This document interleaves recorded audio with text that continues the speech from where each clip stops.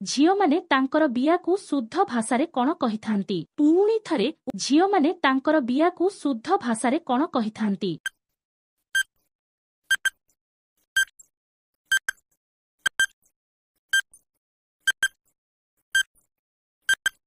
ଉତ୍ତର ଝିଅମାନେ ତାଙ୍କ ବିୟାକୁ ମିନି କହିଥାନ୍ତି।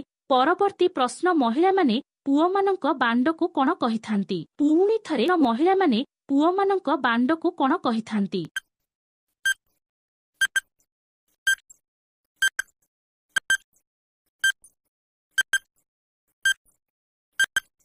ଉତ୍ତର ମହିଳାମାନେ ବାଣ୍ଡକୁ ସୁନା କହିଥାନ୍ତି।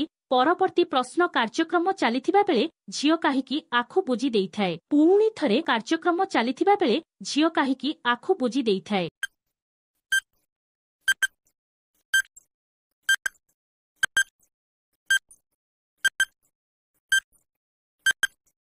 ଉତ୍ତର ଗିହାଗେହିର ଅଧିକ ମଜା ନେବା ପାଇଁ ପରବର୍ତ୍ତୀ ପ୍ରଶ୍ନ ମହିଳାର ବିୟାକୁ କେମିତି ଆଉସିଲେ ତାଙ୍କୁ ଅଧିକ ମଜା ଆସିଥାଏ? ପୁଣି ଥରେ ମହିଳାର ବିୟାକୁ କେମିତି ଆଉସିଲେ ତାଙ୍କୁ ଅଧିକ ମଜା ଆସିଥାଏ?